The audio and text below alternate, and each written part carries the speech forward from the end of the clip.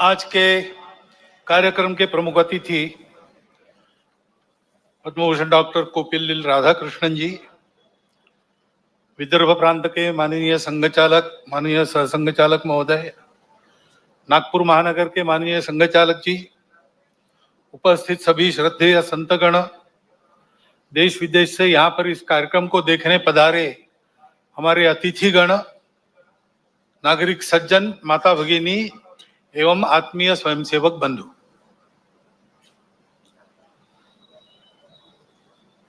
इस विजयादशमी को यानी आज के दिन अपने कार्य के 100वें वर्ष में संघ पदार्पण कर रहा है। इसीलिए शायद आज के उत्सव को देखने के लिए समय से पहले ही पर्जन्य राज भी उपस्थित हो गए और इसलिए स्वयंसेवकों को थोड़ी देर खड़ा रहना पड़ा।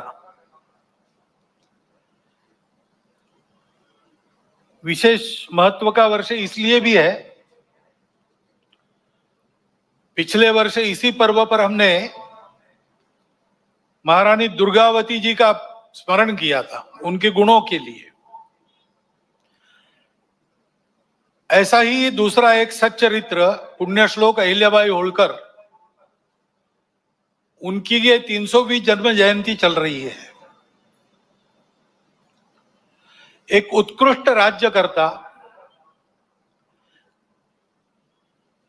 जिसकी शील संपन्नता का आदर्श सबके सामने हो, ऐसे एक महिला अत्यंत विपरीत परिस्थिति में राज्य चलाती है, रणनीति के कौशल का परिचय देती है, अपने राज्यों को संभालती ही है, परंतु अखिल भारतीय दृष्टि होने के कारण सारे देश में धर्म संस्कृति का उत्थान हो, इस दृष्टि से जगह जगह मंदिर बनवाती है, घाट बनवाती है, धर्मशालाओं का पुनरुज्जीवन करती है। और इस प्रकार संस्कृति संरक्षण में, धर्म संरक्षण में स्वयं निस्पृह रह के अपने लिए कुछ न करते हुए और एक आदर्श उपस्थित करती है राज्यकर्ता का भी और भारतीय नारी के कर्तृत्व का एक फिर प्रतीक ऐसा उनके जीवन के निमित्त हमारे सामने खड़ा होता है, उनका हम स्मरण करते हैं। ऐसे ही स्वामी महर्षि दयानंद सरस्वती का 200वां जन्म जयंती का वर्ष चल रहा है। हम जानते हैं कि लंबी गुलामी के बाद भारत का जो पुनरुत्थान शुरू हुआ, उस पुनरुत्थान के पीछे जो शक्तियां थी, उनमें से एक स्वामी दयानंद सरस्वती है। लोगों में सही धर्म क्या है, उसका सत्य प्रकाश उनके बुद्धि में जाए, अपने मूल को समझकर काल सुसंगत धर्म का आचरण वो करे और अपने लिए स्वतंत्रता प्राप्त कर ले। इसलिए जनों की जागृति का एक महाप्रयास उन्होंने किया। उसकी प्रेरणा में से आगे चल के भारत के जीवन के सभी क्षेत्रों में कई प्रकार के आंदोलन भी हुए। ऐसा एक पुण्य चरित्र, उनके भी स्मरण का आज वर्ष है। स्वतंत्र देश होना है, देश वैभव संपन्न होना है, तो प्रजा में चारित्र्य चाहिए। अभी अध्यक्ष महोदय जी ने जिस दैवी गुण संपद का उल्लेख किया, अभयम सत्व संशुद्धि, वही है व्यक्तिगत और सामाजिक चारित्र्य, राष्ट्रीय चारित्र्य, जिनके बलबूते देश बड़ा होता है। पाबना में, आज के बांग्लादेश में, उस समय के पूर्व बंगाल में जन्मे श्री श्री अनुकूल चंद्र ठाकुर होम्योपैथी के डॉक्टर थे, आध्यात्मिक साधक थे। उनके माता से ही उनको दीक्षा मिली थी, तो उनके व्यक्तित्व से आकर्षित होकर लोग उनको आकर मिलते थे, अपनी व्यक्तिगत कठिनाइयां बताते थे, उनके हल पर उनसे चर्चा होती थी। इसी का आगे एक सत्संग आंदोलन बन गया और 1925 में उस आंदोलन का भी विधिवत पंजीयन हुआ। उस आंदोलन का मुख्यालय आजकल देवघर में है। उनकी भी शताब्दी इस वर्ष 2025 में चलेगी। और हम जानते हैं भगवान बिरसा मुंडा के जन्म के 150 वर्ष हो गए। विदेशी वर्चस्व के विरुद्ध, शोषण के विरुद्ध वनवासी समाज में, आदिवासी समाज में बहुत जागृति जिन्होंने की, केवल भाषण देकर नहीं, अपने जीवन को यज्ञ में अर्पण कर दिया और ऐसा उपदेश दिया और ऐसा आचरण हमारे सामने रखा कि हमारे जनजातीय बंधुओं के अस्मिता को, अस्तित्व को स्वतंत्र भारत में सशक्त होकर अपने योगदान करने को एक पुष्ट वैचारिक और व्यावहारिक आधार उसके कारण प्राप्त हुआ। उनका भी 150वां जन्म जयंती का वर्ष चल रहा है। स्मरण करने का कारण ऐसा है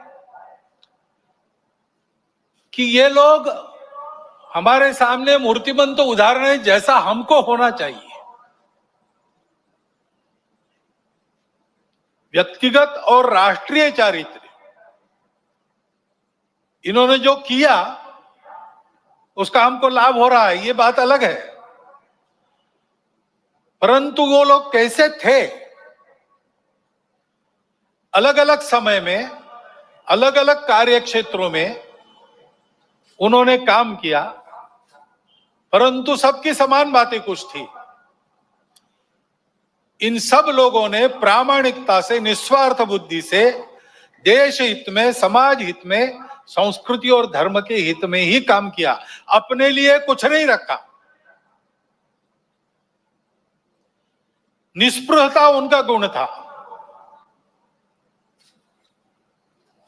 और निर्भय थे। परिस्थिति की परवाह नहीं की, क्या भुगतना पड़ेगा इसकी कभी चिंता नहीं की। संघर्ष का कर्तव्य उपस्थित हुआ तो पूरे जोर से संघर्ष किया। उसमें आवश्यक जो कठोरता आवश्यक है उस कठोरता का भी वर्ण किया। लेकिन ऐसा होने के बाद भी वो किसी के द्वेष्टा नहीं बने। उन्होंने अपने मन में किसी के प्रति कोई शत्रुता नहीं रखी। सबके प्रति निर्वैर भाव से अपना कर्तव्य वो करते थे। और इसलिए उज्जवल शील संपन्न उनका यह जीवन सज्जनों के लिए आधार बना, दुर्जनों को उनके कर्तृत्व की धाक बनी। इस प्रकार के समाज में शक्ति जब खड़ी हो जाती है तब फिर समाज का उत्थान होता है, देश का उत्थान होता है। बाकी सब सहायक बनता है। ऐसे व्यक्तिगत और राष्ट्रीय चरित्र की आवश्यकता आज की परिस्थिति हमको बार बार बता रही है, ये आवश्यक है और उसके आदर्श ये जीवन है।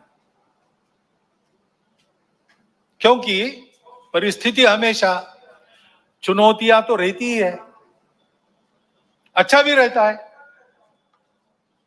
दुनिया की हो, देश की परिस्थिति हो। अभी वैज्ञानिक प्रगति का वर्णन करते समय आपने बताया भविष्य के लिए तैयार होना है और भविष्य इस तकनीकी के कारण कई प्रकार की नई सुविधाएं लेके आएगा। आज तक विज्ञान कई प्रकार की सुविधाएं लेकर आया है। तो मनुष्य जीवन भौतिक दृष्टि से पहले से सुखी है, परंतु हम देखते हैं कि इतने प्रगत सुखी मानव समाज में अपने स्वार्थ और अहंकार के कारण कैसे कैसे संघर्ष चलते हैं। इस्राएल के साथ हमास का जो युद्ध छिड़ा वो अब कितना व्यापक होगा और उसकी आग में कौन कौन झुलसेंगे और दुनिया पर इससे कौन सा संकट आएगा, इसकी चिंता सबको लगी है। तो परिस्थिति के दोनों पहलू होते हैं। अपने देश का जब विचार करते तब भी अपना देश आगे बढ़ रहा है, टेक्नोलॉजी के क्षेत्र में, शिक्षा के क्षेत्र में अतिथि महोदय ने वर्णन कर दिया है। बहुत नपे तुले शब्दों में पूरा चित्र आपके सामने आया है। ऐसे सब क्षेत्रों में भारत आगे बढ़ रहा है। समाज की समझदारी भी धीरे धीरे बन रही है। उसके परिणाम स्वरूप हम ऐसा देखते हैं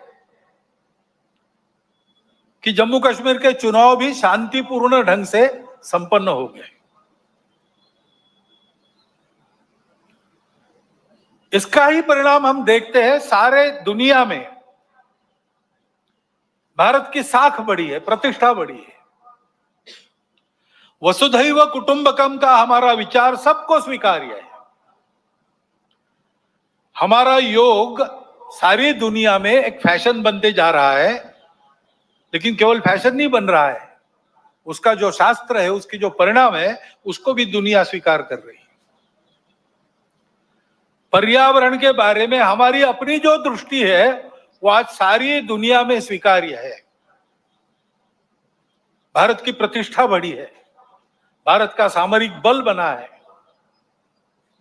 कई मामलों में देश आगे जा रहा है और आगे ले जाने का प्रयास शासन के द्वारा, प्रशासन के द्वारा, देश के युवकों के द्वारा, वैज्ञानिकों के द्वारा, किसानों के द्वारा, जवानों के द्वारा, सबके द्वारा हो रहा है। विशेषकर युवा पीढ़ी में हम देखते हैं कि स्व के गौरव की भावना बढ़ रही है। अपने देश के भविष्य के लिए बहुत अच्छे लक्षण है और ये चलते रहेंगे। ऐसा नहीं है कि ये किसी तात्कालिक समय के वैशिष्ट्य के नाते खड़े हैं। ये करवट बदली है भारत के समाज में और समाज आगे बढ़ेगा, देश को आगे ले जाएगा, इसका पूर्ण विश्वास है। परंतु जीवन का मार्ग कभी निष्कंटक नहीं होता और इसलिए कुछ चुनौतियां भी सामने है। विजयादशमी के भाषण में इन दोनों बातों की चर्चा होती है, परंतु चूंकि देश की आगे कुछ चलती रहेगी ये विश्वास है, उस तरफ देश ने रुख कर लिया है और देश आगे ही बढ़ेगा। उसकी चर्चा इस भाषण में आज मैं कम करने वाला हूं। एक चुनौती ऐसी ध्यान में आती है जिसका विचार हम सबको करना चाहिए, क्योंकि वो केवल हमारे सामने यानी संघ के सामने चुनौती नहीं है, केवल हिंदू समाज के सामने नहीं है, केवल भारतवर्ष के भी सामने नहीं है, पूरे दुनिया में वो चुनौती उठ रही है। उसको हमको समझना होगा, क्योंकि बहुत मायावी रूप धारण करके वह चुनौती आगे चलती है। इसलिए उसकी चर्चा करना मुझे आवश्यक लगता है। भारत आगे बढ़ रहा है, लेकिन भारत आगे न बढ़े ऐसा चाहने वाली शक्तियां भी दुनिया में है, जिनके निहित स्वार्थ मार खाते हैं भारत के प्रमुखत्व के कारण। वो अपेक्षा तो यही है कि उनका विरोध होगा, तरह तरह की चालें वो चलेंगे, भारत को दबाने का, एक विशिष्ट मर्यादा के अंदर ही बढ़ने देने का प्रयास करेंगे। वैसा हो भी रहा है, क्योंकि आखिर अभी तक भारत छोड़कर बाकी विश्व ने अपने स्वार्थ की बलि देकर भी दुनिया को बड़ा करने का मार्ग पकड़ा नहीं है। हम ये करते हैं, आज भी कर रहे हैं, सबको मदद करते हैं। हमारी शत्रुता करने वालों को भी आवश्यकता में मदद करने वाले हम हैं। शांति रहे इसलिए अपने हितों का बलिदान भी हमने कई बार किया है और करते हैं।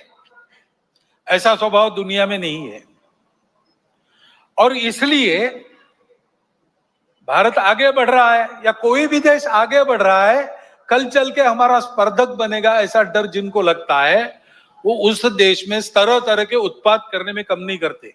भाषा तो विश्व बंधुत्व की होती है, परंतु वो वहां तक ही है।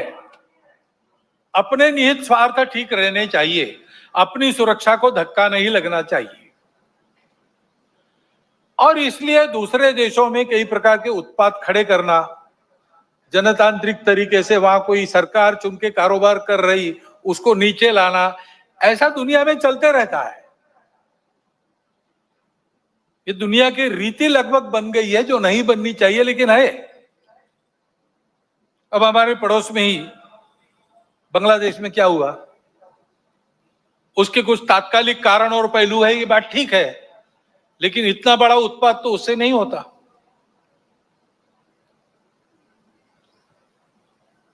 वो कारण उनकी चर्चा जिनका विषय है वो करें, परंतु दो बातें ध्यान में आती है। पहली बात है कि उस उत्पाद के कारण वहां के हिंदू समाज पर जो अत्याचार बार बार होते हैं, उस परंपरा को फिर से दोहराया गया।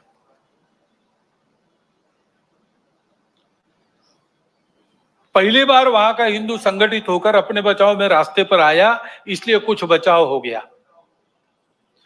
परंतु कहीं कोई गड़बड़ हो, दुर्बलों पर अपना गुस्सा निकालने की ये जो कट्टरपन की प्रवृत्ति है, वो प्रवृत्ति जब तक वहां विद्यमान है, तब तक वहां की हिंदू क्या, वहां के सभी अल्पसंख्यक, उनके सर पे खतरे की तलवार लटकी रहेंगी। उनको आवश्यकता है मदद की। विश्व भर के हिंदुओं की, भारत के सरकार की सहायता उनको मिले, ये उनकी आवश्यकता है। परंतु इससे ये ध्यान में आता है, और ये ध्यान में आना चाहिए, हिंदू समाज के भी ध्यान में आना चाहिए कि दुर्बल रहना अपराध है। हम अगर दुर्बल है, असंगठित है, तो उसका मतलब हम अत्याचार को निमंत्रण दे रहे हैं। निमित्त कुछ नहीं चाहिए, हम दुर्बल है, यह निमित्त पर्याप्त है। और इसलिए जहां कहीं भी हम है, वहां संगठित रहना, सशक्त रहना, किसी से शत्रुता नहीं करना, हिंसक नहीं बनना, योगदान देने वाले बनना, परंतु इसका अर्थ दुर्बल रहना नहीं, अशक्त रहना नहीं। इसको हमको करना ही पड़ेगा। लेकिन दूसरी बात है हमारे सबके ध्यान देने की। अब वहां चर्चा ऐसी चलती है बांग्लादेश में कि भारत से हमको खतरा है, और भारत से खतरा है इसलिए पाकिस्तान को साथ लेना चाहिए, वही हमारा प्रामाणिक मित्र है। और दोनों मिलके, क्योंकि उनके पास न्यूक्लियर वेपन्स है, हम भारत को रोक सकते हैं। जिस बांग्लादेश के निर्माण में भारत की पूरी सहायता हुई, जिस बांग्लादेश के साथ भारत ने अब तक कोई वैरभाव रखा नहीं, आगे भी नहीं रखेंगे, उस बांग्लादेश में ये चर्चाएं हो रही है। ये चर्चाएं कौन करा रहा है? ऐसे वर्णन, नैरेशंस वहां पर चले, ये किन किन देशों की हित की बात है, ये तो देखने वाले, सोचने वाले समझते हैं, नाम लेने की आवश्यकता नहीं। हमारे देश में भी ऐसा हो, ये इच्छा है, क्योंकि भारत बड़ा बनेगा तो सब स्वार्थ के दुकान तो बंद हो जाएंगे, और इसलिए भारत का यह सामर्थ्य न बने। ऐसे उद्योग चल रहे हैं। Deep state, wokeism, cultural Marxism, ऐसे शब्द चर्चा में बहुत है। पिछले साल भी मैंने उल्लेख किया था। कुछ लोगों ने कहा था कि अपने यहां तो है ही नहीं। ऐसा नहीं है, अपने यहां है, बहुत पहले से है। क्योंकि केवल भारत नहीं, सभी सांस्कृतिक परंपरा के विरुद्ध ये विचार जाता है। परंपरा से दुनिया में कहीं भी कोई भी समाज जीवन में जो मंगल है, भद्र है, ऐसा मानता है, उसको ध्वस्त करना ये इनके कार्य प्रणाली का अंग है। और ये करने के लिए पहला सूत्र उनका होता है, इन्वेड द इंस्टीट्यूशंस, संस्थाओं को कब्जे में लो। शिक्षा संस्थान है, विद्यापीठ है, शिक्षा व्यवस्था है, माध्यम है, बौद्धिक जगत है, इन सब पर अपनी पकड़ कायम करके उनके द्वारा समाज में विचारों की विकृति का प्रसार करना, विचारों को बिगड़ना, अपनी परंपरा के प्रति, अपने स्वत्व के प्रति अश्रद्धा से उत्पन्न करना। हम ही अपने लोगों को गाली दे, हम ही अपने बातों को तुच्छ माने, उनकी लज्जा करें, इस प्रकार का वातावरण पैदा करना।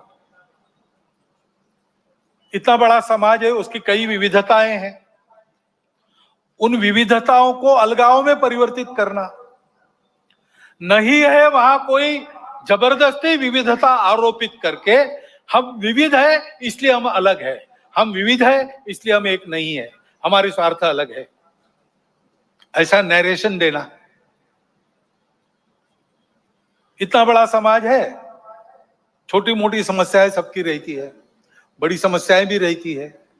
समाज की स्थिति में सब कुछ ठीक ही रहता है ऐसा नहीं, सुधारने का भी बहुत कुछ होता है, तो कई अन्याय चलते रहने वाले रहते हैं। इन सबको लेकर एक असंतोष उत्पन्न करना,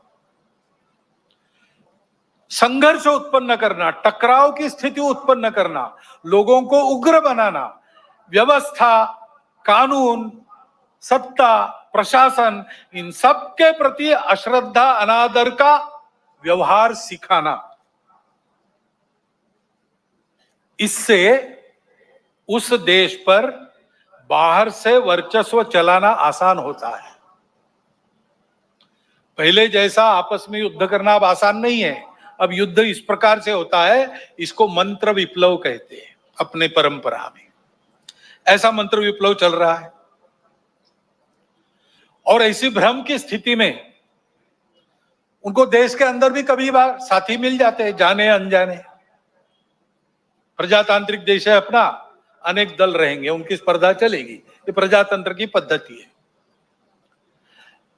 लेकिन समाज में ये अलगाव, टकराव, देश की एकता, एकात्मता, देश के वैभव संपन्न होने के प्रयास से बड़े बन गए, अथवा दलों के स्वार्थ समाज की सद्भावना और राष्ट्र की एकात्मता को गौण बनाकर चलाए गए, तो फिर किसी एक का पक्ष लेके उनके पीछे खड़ा रहना, खुद मैदान में नहीं आना।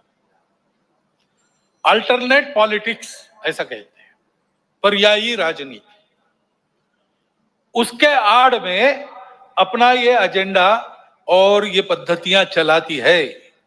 और ये मैं कोई कॉन्स्पिरेसी थियरी नहीं बता रहा हूं, पुस्तकें निकल रही है पाश्चात्य देशों से वहां की परिस्थिति के बारे में। पाश्चात्य जगत के अनेक प्रगत देशों में इस मंत्र विप्लव के परिणाम स्वरूप जीवन की स्थिरता, शांति और मांगल्य संकट में पड़ा हुआ उनको अनुभव होता है, हमको भी दिखाई देता है। और भारत के चारों ओर, विशेषकर सीमावर्ती प्रांतों में, इस प्रकार के कारस्थानों के चलते क्या क्या हो रहा है हम देख सकते हैं। समय पर हमको जागना है।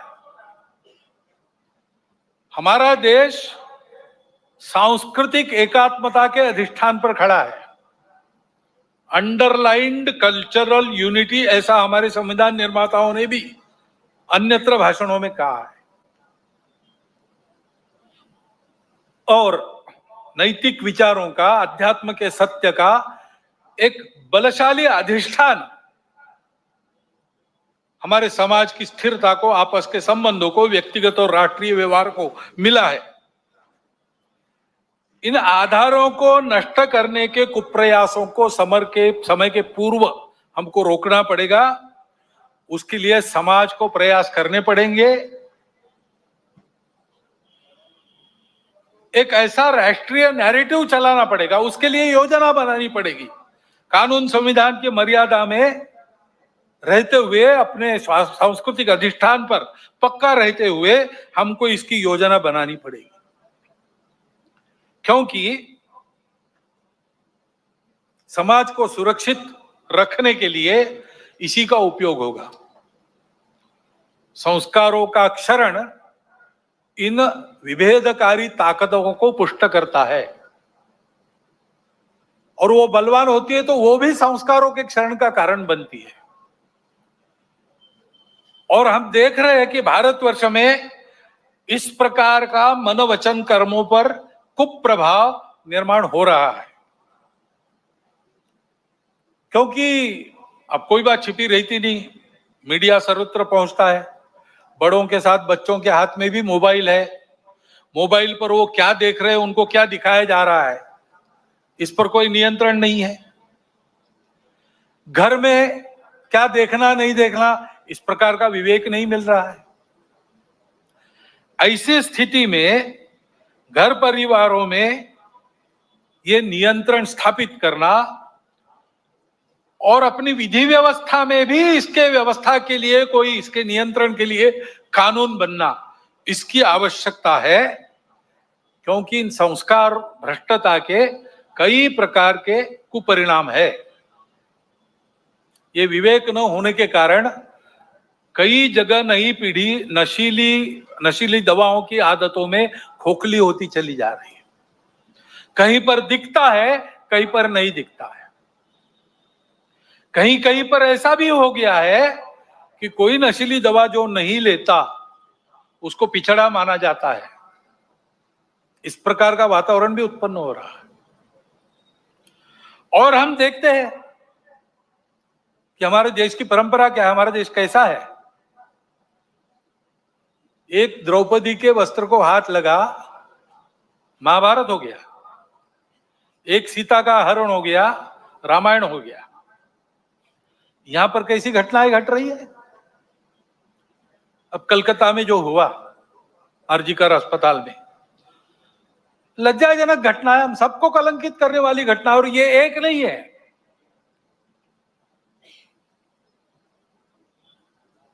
घटनाएं होती है, उसका नियंत्रण वगैरह करना। जैसे वहां खड़े हो गए समाज के सब लोग डॉक्टर लोगों के साथ, घटना होने ही नहीं देना, इसलिए चौकन्ना रहना चाहिए, सुरक्षा देनी चाहिए। परंतु होने के बाद भी वहां जिस प्रकार से टालमटाल का प्रयास हुआ, अपराधियों को संरक्षण देने का प्रयास हुआ, जो अपसंस्कृति फैली है, उसके साथ अपराध और राजनीति का जो गठबंधन हो गया है, उसके ये परिणाम है। हमारी सांस्कृतिक देन है ये दृष्टि जो कहती है मातृवत परदारेश, पराई स्त्री माता समान है, जिनसे प्रबोधन प्राप्त होता है परिवार में, अपने परिवार के जनों से प्राप्त होता है, और माध्यमों के द्वारा जाने अनजाने समाज इनसे ग्रहण करता है। वहां यह भान रहना चाहिए कि हम क्या परोस रहे। वहां अगर इसका भान नहीं रहा, इन मूल्यों का तिरस्कार हुआ, उपेक्षा हो गई, तो फिर वो महंगा पड़ेगा। और इसलिए वहां पर इसका भान रहे और मूल्यों का प्रबोधन हो, इसके लिए हमको व्यवस्था करनी पड़ेगी।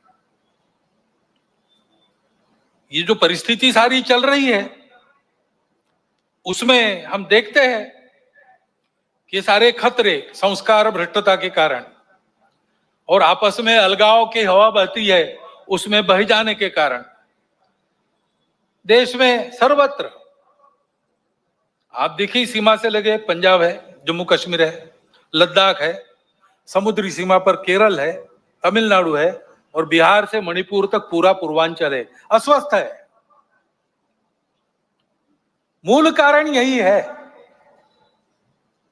इन प्रदेशों में ये सारी परिस्थिति उपस्थित है। और फिर ये भी हम देखते हैं कि कट्टरपन को उकसाकर उपद्रव किए जाते हैं, ये भी परिस्थिति है। बहुत सारे असंतोष के कारण इतने बड़े समाज में हो सकते हैं। ट्रैफिक जाम हो गया तो वो भी असंतोष का कारण बनता है। असंतोष को व्यक्त करने के रास्ते भी हमारे संविधान ने बताए। प्रजातांत्रिक रीति से हमको जो अच्छा नहीं लगता उसका विरोध हम कर सकते हैं, करना भी चाहिए। अगर अपने को अच्छा नहीं लगता चुप रहो, ऐसा कोई नहीं कह सकता, परंतु उसकी एक पद्धति है, उसका पालन होना चाहिए। उसको ताक पर रखकर, कानून संविधान को छोड़ते हुए कहीं किसी ने कुछ किया, पूरे समाज को जिम्मेवार मानकर ये जो उपद्रव होते हैं, इसको असंतोष के जगह गुंडागर्दी करना ज्यादा अच्छा है। ये गुंडागर्दी होती है और कहीं कहीं ये हो जाती है समाज के कट्टर स्वभाव के कारण। अथवा कहीं कहीं इसको कराया जाता है, कभी कभी समाज करता नहीं, उपद्रव करने वाले आके करके चले जाते हैं। पूज्य बाबा साहब आंबेडकर साहब ने इसी के प्रति हमको सचेत किया था। संविधान समिति ने जब संविधान अर्पण किया, संसद में बाबा साहब के 2 भाषण हुए, उसमें एक में उन्होंने उल्लेख किया है इन बातों को, उन्होंने ग्रामर ऑफ अनार्की, अराजकता का व्याकरण कहा है। अब ये इशारा हमको मिल चुका है, हम लेकिन ऐसा करते हैं। अभी गणेश उत्सव के पथराव विसर्जन के जुलूसों पर हुआ, क्यों हुआ? कोई कारण नहीं था। ऐसी बातों का नियंत्रण त्वरित करना प्रशासन का काम है। कहीं करते हैं, कहीं थोड़ी ढिलाई भी दिखती है, परंतु प्रशासन आते तक तो समाज को भुगतना पड़ता है। तो इसलिए समाज को तैयार रहना चाहिए, सावधान रहना चाहिए, तैयार रहना चाहिए। गुंडागर्दी नहीं चलने देनी है। गुंडागर्दी को किसी का सैंक्शन नहीं है, और गुंडागर्दी किसी की भी हो वो क्षम्य नहीं है। अपना और अपनों का प्राण और चीज वस्तु इसकी रक्षा करना ये अपना अधिकार है, मूलभूत अधिकार है। बातें प्रशासन को, पुलिस को करनी है, उनको ही करनी देनी चाहिए। उनके आते तक अपने प्राण को बचाना, अपनों के प्राणों को बचाना ये अपना अधिकार है। उसके लिए समाज को सजग रहना पड़ेगा। सजगता से होगा ही नहीं, हो गया तो सन्नद्ध भी रहना पड़ सकता है। मैं वर्णन सारा किसी को लड़ाने के लिए नहीं कर रहा हूं, डराने के लिए भी नहीं कर रहा हूं।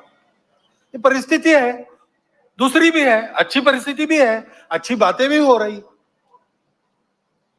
हमको इस परिस्थिति में से जाना है, और इसलिए क्योंकि हम सबकी इच्छा है अपना देश एकात्म हो, सारे झगड़े समाप्त हो, अपना देश बड़ा बने, सबकी इच्छा है, सबका कर्तव्य भी है। और इसलिए समाज की एक विशिष्ट प्रकार की स्थिति चाहिए, विशिष्ट दिशा में प्रयासों की आवश्यकता रहती है।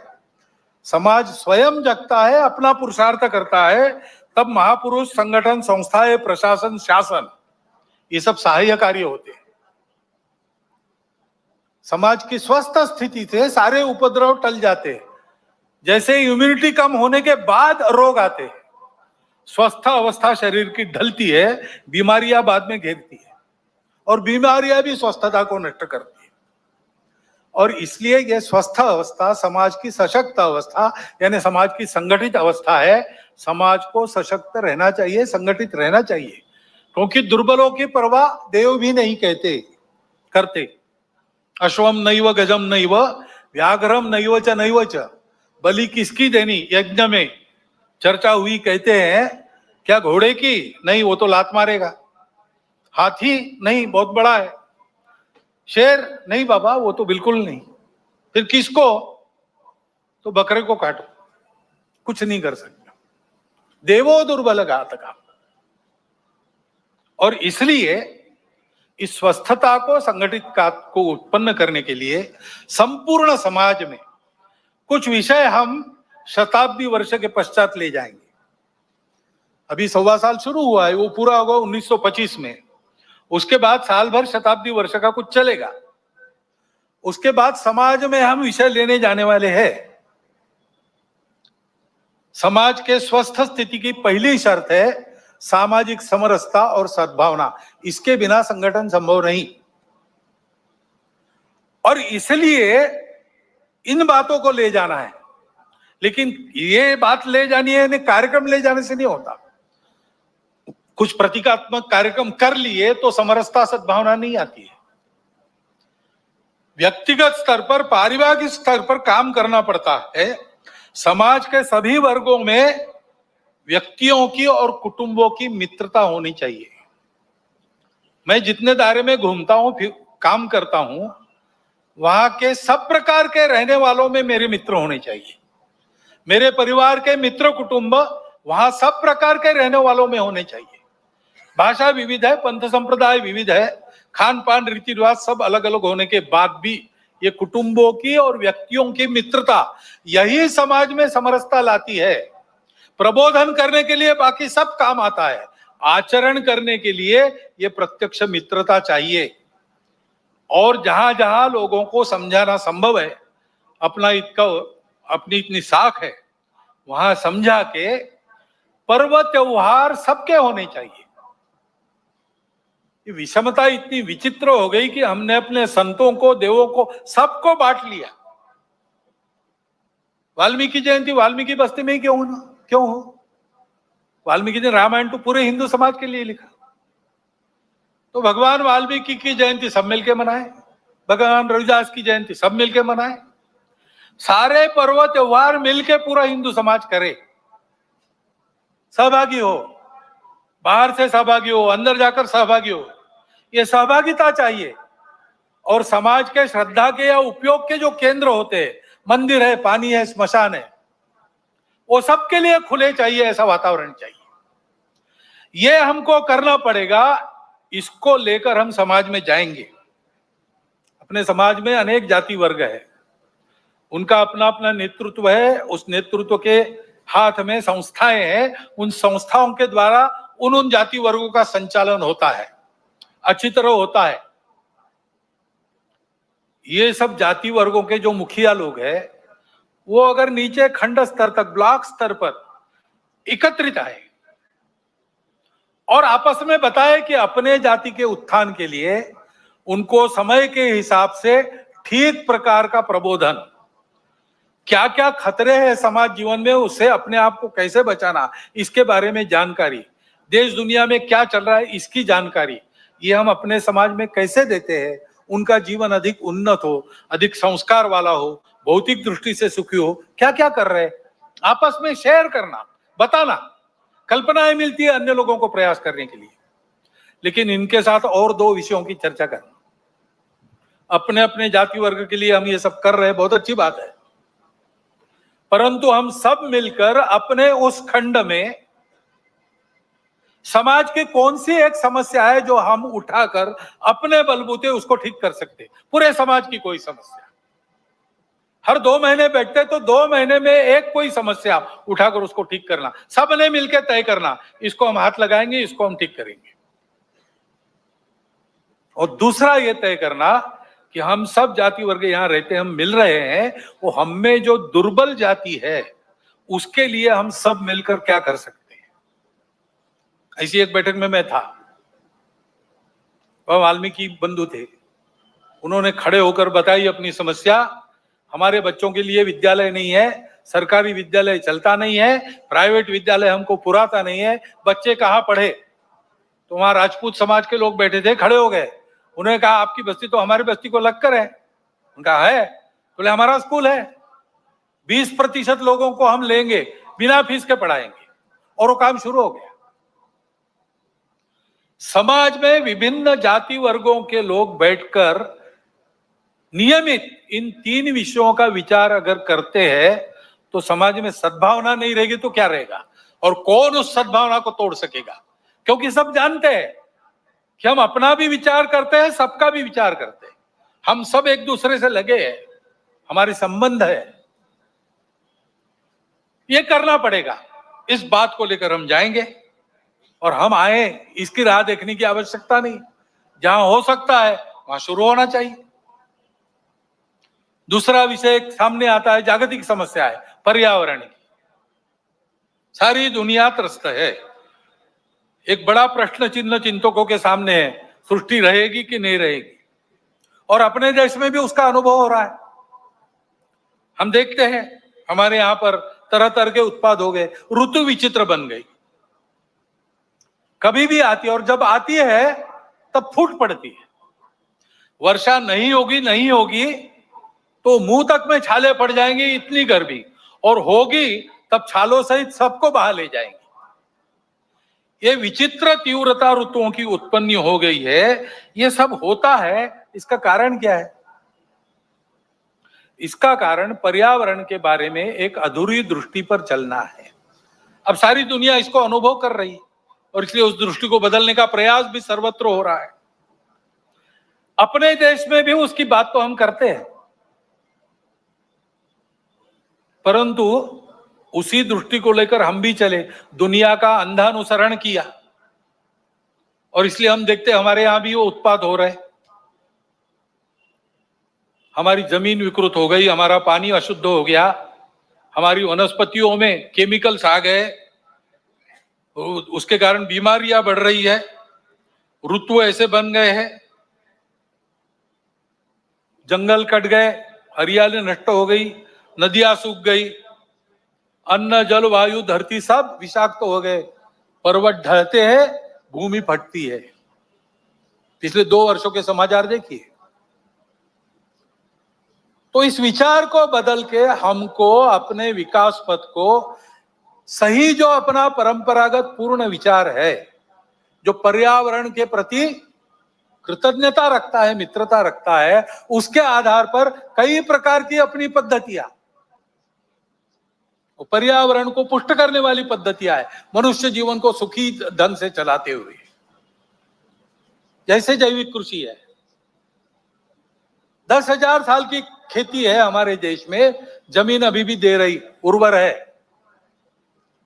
रासायनिक खेती हुई, 200 साल में भूमि बंजर बन गई।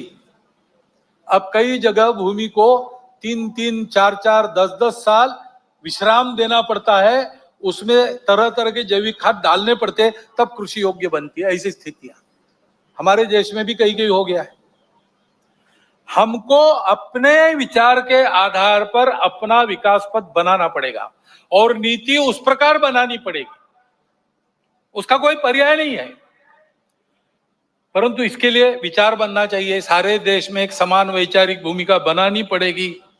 उस भूमिका का क्रियान्वयन करना है तो देश में भी इतनी विविधता है, तो क्रियान्वयन की पद्धति विकेंद्रित बनानी पड़ेगी। इसको करने में समय लगेगा, तब तक रुकने की आवश्यकता नहीं। अपने घर से हम प्रारंभ कर सकते हैं।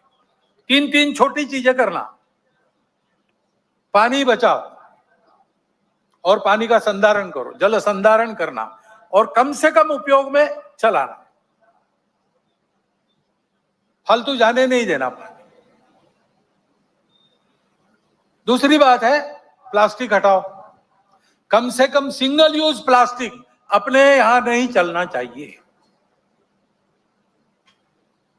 और तीसरी बात है पेड़ लगाओ, घर में भी हरियाली रखो, आंगन है तो बगीचा करो, पेड़ सब्जी वहां उगाओ, नींबू का पेड़ हो सकता है, सीताफल का पेड़ हो सकता है, छोटी मोटी सब्जियां हो सकती है, पालक मेथी ये सब हो सकता है, छोटे से आंगन में भी हो सकता है, गमलों में भी वो खेती हो सकती है, छत पर भी खेती हो सकती है। घर की हरियाली बढ़ाओ और अपने गांव की, शहर की, मोहल्ले की हरियाली बनाने के लिए वृक्षारोपण करो। और कोई भी वृक्ष मत लगाओ, परंपरा से उस आबो हवा में मनुष्य जीवन को जो धारण करते हैं, ऐसे वृक्षों का ज्ञान अपने यहां है, वो लगाओ। कई पेड़ हमने फैशन के नाते लगाए, विदेशों से आयात करके लगाए, अब उनको काटने की आज्ञा सरकार दे रही है, क्योंकि उसके कारण मदनपल्ली गया था, कुछ पेड़ लगे थे, पेड़ काटने को कहा है सरकार ने। क्यों कहा है भाई? अच्छे तो घने पेड़ है, इस पर पंछी नहीं बैठता और इसकी हवा में आने वाले को विकार होते हैं, विषारी हवा है, ऐसे पेड़ हम क्यों लगाए? हमारे यहाँ पेड़ है परंपरा से, नीम का पेड़ इतना गुणकारी है, ऐसे पेड़ है। वृक्षारोपण करना, ये करते हैं तो नीतिगत प्रश्नों के संबंध में हल करने में जो समय लगेगा, विलंब होगा, उस बीच नुकसान तो कम होगा या थम जाएगा, ये हमको करना चाहिए। दूसरी बात आती है संस्कार क्षरण की चर्चा हमने की। संस्कार शिक्षा से मिलते हैं। शिक्षा 3 जगह से होती है। एक अपना घर है,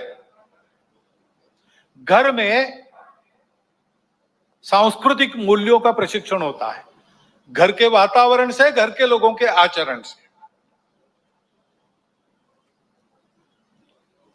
ये जो कहा मैंने, मातृवत परदारेषु परद्रव्येषु लोष्टवत आत्मवत सर्वभूतेषु, आज की हवा बिल्कुल उल्टी चलती है ना। तुम ही सब कुछ हो, इंडिविजुअलिज्म। यहां कहते हैं आत्मवत सर्वभूतेषु। मेरे जैसे सब लोग हैं, जिससे मुझे खराब लगता है दूसरों के साथ नहीं करूंगा। पैसा शॉर्टकट से नहीं लूंगा, पसीने का कमाऊंगा वही खाऊंगा। दूसरों का पैसा मिट्टी का ढेला है मेरे लिए। परद्रव्येषु लोट्ठवत् और मातृवत् परदारेषु। ये प्रशिक्षण कहाँ होता है? सबसे पहले अपने घर में होता है, बचपन से होता है। घर का वातावरण वैसा करना, घर के सब लोगों को वैसा व्यवहार रखना चाहिए, अपने कुटुंब में इसकी चर्चा करते रहनी चाहिए, वैसा वातावरण बनाना चाहिए। शिक्षा नीति में ये आना चाहिए। नई शिक्षा नीति में इसका प्रयास चल रहा है, परंतु वो जो कॉलेज स्कूल में शिक्षा मिलती है, यानी प्रबोधन होता है, भाषण होता है, पढ़ना होता है, सुनना होता है, केवल उससे नहीं होता, देखना भी होता है। शिक्षा में जो पढ़ाया जा रहा है उसका मूर्तिमंत उदाहरण शिक्षक प्राध्यापक होने चाहिए। वहां से प्रारंभ करना पड़ेगा, उनके प्रशिक्षण का कोई तरह का ढूंढना पड़ेगा। लेकिन ये ध्यान रखना, शिक्षा तो बाद में आती है। आयु के 3 साल से लेकर 12 साल तक की घर के वातावरण से और घर में होने वाले संवाद से मनोभूमिका बनती है, आदमी उसी दिशा में आगे बढ़ता है।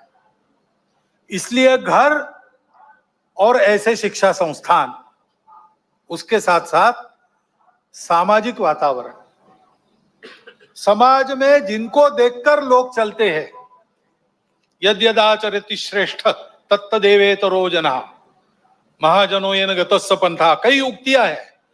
समाज के प्रमुख लोग जैसा चलते हैं वैसा सब लोग करते हैं, विचार करने की झंझट में नहीं करते पड़ते, उनकी वो क्षमता नहीं, वो समझते भी नहीं। तो जिनको बड़ा माना जाता है, जो लोकप्रिय है, जो प्रभावी है, वो जैसा कहेंगे करेंगे, वैसा कहते करते हैं लोग। उनको ये चिंता करनी चाहिए, समाज के मन को गढ़ने वाले माध्यमों को इसकी चिंता करनी चाहिए कि हमारे करने में से समाज की धारणा करने वाले, समाज में भद्रता मांगल्य कायम रखने वाले मूल्यों का पोषण होना चाहिए। कम से कम उसको धक्का लगे ऐसा कुछ नहीं करना चाहिए। जिस प्रकार की बातें आती है ओटीटी प्लेटफॉर्म्स वगैरह पर, बताना भी अभद्रता होगी, इतना विभत्स होता है। और इसलिए मैंने कहा कि इसका कानून से भी नियंत्रण होने की आवश्यकता है, बहुत आवश्यकता है। जो संस्कार भ्रष्टता था, एक बड़ा कारण वो भी है। और इन्हीं संस्कारों का जीवन में प्रकटीकरण जब होता है तो उसका एक दूसरा पहलू है हमारा सामूहिक जीवन, सामाजिक जीवन, नागरिकों का जीवन। हम लोगों को देश में साथ में रहना है, साथ में रहना है तो ठीक से चलना आना चाहिए ना। अभी आपने देखा यहाँ कीचड़ फैला था, उसमें चलना संभव नहीं था, चलते फिसल जाते, ठेला ठेली होती। चलने का कार्यक्रम रद्द कर दिया, क्योंकि बाजार में चलना अलग बात है, वहां कोई किसी का रहता नहीं, अपना अपना काम करने आता है, चले जाता है, तो भीड़ रहती है, ठेला ठेली होती है, सब होता है। लेकिन ठीक से चलना है तो मिलके चलने का शास्त्र रहता है, मिलके चलने के नियम होते हैं। देशकाल परिस्थिति अनुसार परिवर्तन भी होता है। आज 2 पथ संचलन होने वाले थे, एक करना पड़ा। एक उसमें 6 कतारों में चलने वाला था, सबको 4 में चलना पड़ा, क्योंकि वर्षा के कारण एक परिस्थिति आई। ऐसे परिवर्तन होते रहते हैं, लेकिन अपने समय में जो भी नियम है साथ चलने के, उसका पालन करना चाहिए। नागरिक अनुशासन होता है, कई प्रकार के कर बिल भरने पड़ते हैं, समय पर भरना चाहिए। दीनदयाल जी ट्रेन में जा रहे थे, ट्रांजिस्टर बंद कर दिया, सामने वाले को कहा कि आपके पास ट्रांजिस्टर लगाओ, मुझे वार्ता न्यूज सुननी है। सामने वाले ने कहा अभी तो आपने बंद किया आपका, तो मैंने इसलिए बंद किया कि अभी इसका लाइसेंस रिन्यू करना बाकी है, अभी इसका लाइसेंस समाप्त हो गया, रिन्यू करने के बाद मैं लगाऊंगा, तब तक कृपया आपका दीजिए। दीनदयाल जी बड़े व्यक्ति थे, नेता थे, भारतीय जनसंघ के अध्यक्ष थे। वो ये नहीं करते तो उनको कोई कुछ कहता नहीं, लेकिन उन्होंने इसका ध्यान रखा। गलती से एक बार सब्जी वाली को खोटा पैसा चला गया, वापस आए कार्यालय से, सारा खुर्दा ढूंढ के वो खोटा पैसा वापस लिया, खरा पैसा दिया, खोटा पैसा नदी में फेंक कर आए, क्योंकि दूसरा कोई उसका उपयोग न करे। ये आचरण, ये समाज के नियम होते हैं, राहदारी के नियम होते हैं। कैसे चलना, कितना स्पीड, लाल बत्ती, हेलमेट, सारी बातें, इन सबका ठीक से पालन होना चाहिए, श्रद्धापूर्वक पालन होना चाहिए, अक्षरशः और भाव ध्यान में रखकर भी। और ऐसे ही अपने पूरे देश को एक चलने का अपना अनुशासन है, अपना संविधान। वो संविधान हम सब लोगों ने अपने लिए धारण किया है। संविधान की प्रस्तावना में पहला वाक्य है, हम भारत के लोग अपने आप को इस संविधान को अर्पण करते हैं। इस भाव के ध्यान में रखना। वो संविधान अपने देश के चलने का अनुशासन है, उस अनुशासन का भी पालन होना चाहिए। और इसलिए उस संविधान के 4 प्रकरण विशेष महत्वपूर्ण है। सबको उसका प्रबोधन मिलना चाहिए, सब में उसकी चर्चा होनी चाहिए। एक तो संविधान की प्रस्तावना है, दूसरा संविधान में मार्गदर्शक तत्व है, संविधान में मूलभूत कर्तव्य है, और संविधान में मूलभूत अधिकार है। सामान्य लोगों को भी इसकी जानकारी मिलनी चाहिए, उसके प्रबोधन की व्यवस्था होनी चाहिए। घर में से, स्वभाव में से हमको मिलजुल कर चलने की कला मिलती है, वो मिलनी चाहिए। वो पारस्परिक व्यवहार का अनुशासन, परस्पर व्यवहार में मांगल्य, सद्भावना, भद्रता, और सामाजिक व्यवहार में देशभक्ति और समाज के प्रति आत्मीयता के साथ कानून, संविधान का निर्दोष पालन, ये सब मिला के व्यक्तिगत और राष्ट्रीय चारित्र्य बनता है। देश की सुरक्षा, एकात्मता, अखंडता व विकास के लिए यही 2 पहलुओं महत्वपूर्ण है। इनका त्रुटि विहीन और संपूर्ण होना आवश्यक है। इसलिए सजगता और सातत्य के साथ इसकी आदत लगानी चाहिए। आदत की बात है, समझते सब है, करने की आदत जो पड़ी है उसको बदलने की बात है। इसलिए हमेशा सतर्क रखते, एक एक कदम पर इसमें, इस चौखट में मैं ठीक चल रहा हूं कि नहीं, ये देखना चाहिए। और ये आचरण सतत ऐसे होता है, उसकी प्रेरणा है स्व की प्रेरणा। स्वदेशी हम कहते हैं। ये स्व क्या है? अध्यक्ष जी ने उल्लेख किया, हम कौन है, कहां से आए, कहां जाना है। इसके आधार पर हमारे पूर्वजों ने एक सत्य को प्राप्त किया। उस सत्य के आधार पर हमारे कुछ मूल्य बने, जिनको धर्म कहते हैं।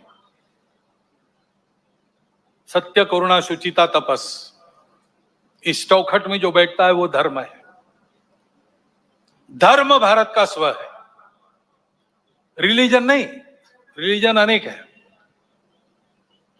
सब रिलीजन के पीछे जो रिलीजन है, उसके पीछे जो आध्यात्मिकता है, religion on the top of religion ऐसा कहते हैं, वो धर्म, वो भारत का प्राण है, वो हमारी प्रेरणा है। उसके कारण हमारा इतिहास बना है, उसके लिए हमारे बलिदान हुए।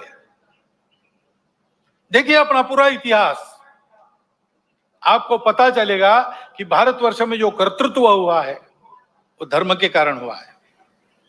भारतवर्ष में जो संघर्ष हुआ है वो भी धर्म के लिए हुआ है। उसको ध्यान में रखना, उसकी पहचान, स्पष्ट स्वरूप ध्यान में आना चाहिए।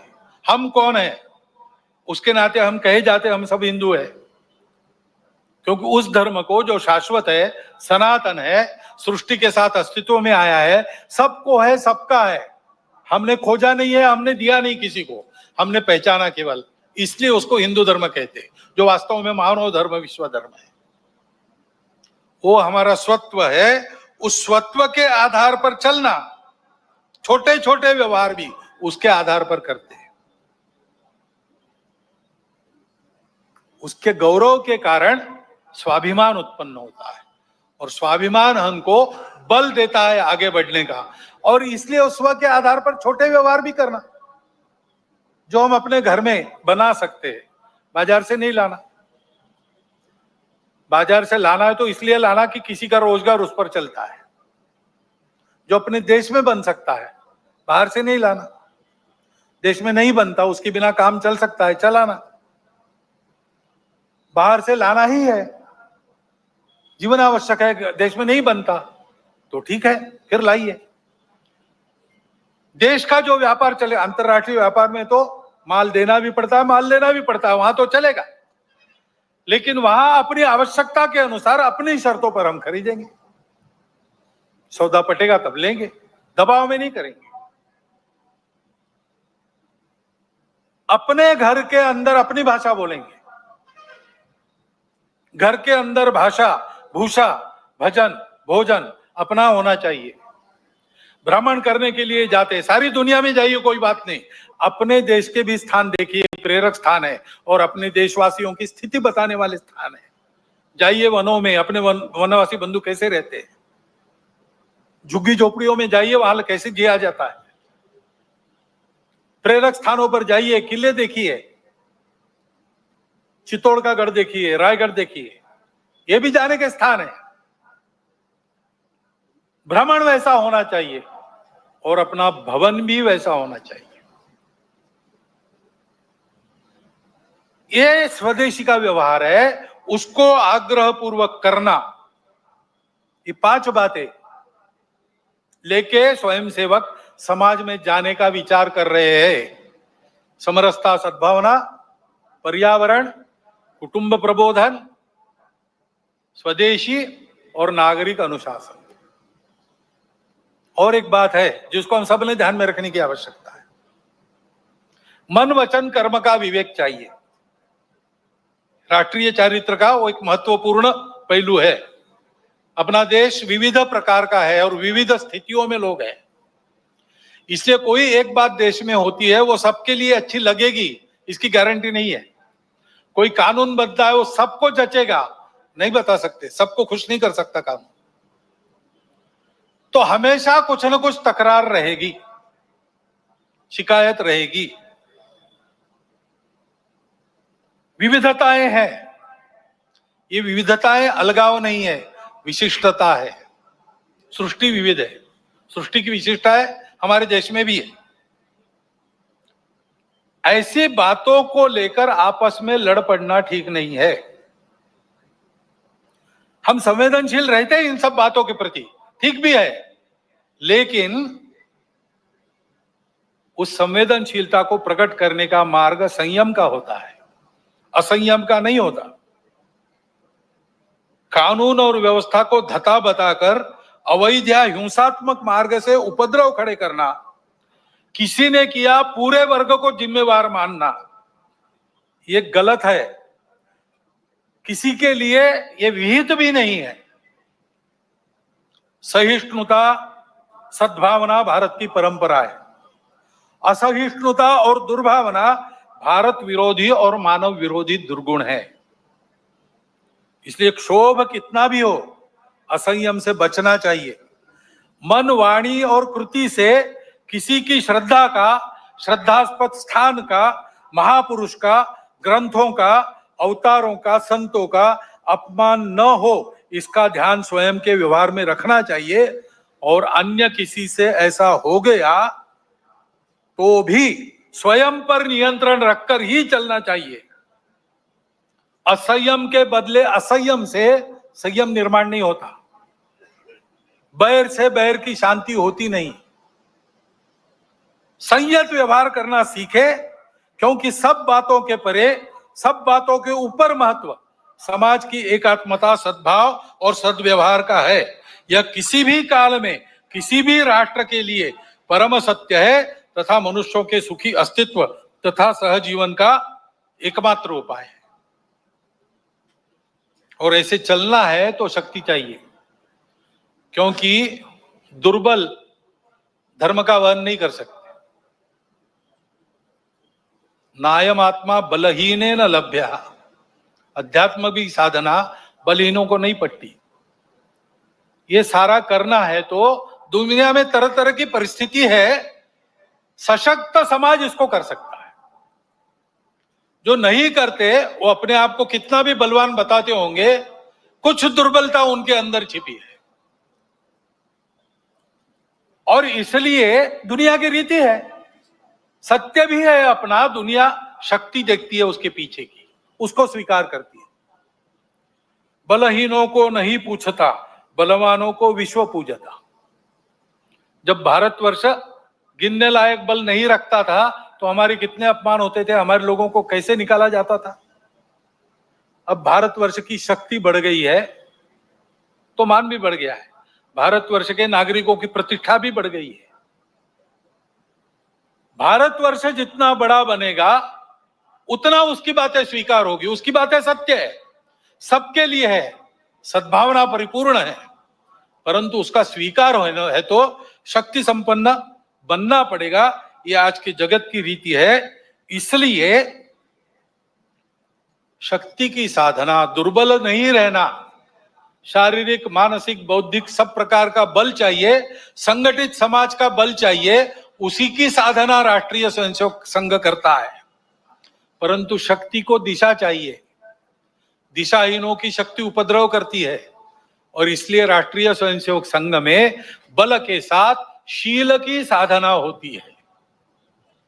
शील संपन्न शक्ति विश्व में सद्भावना और शांति का आधार बनती है। साधना ही मुक्ति का शुभ द्वार है, शक्ति ही तो शांति का आधार है, लेकिन ये शक्ति शील संपन्न होनी चाहिए।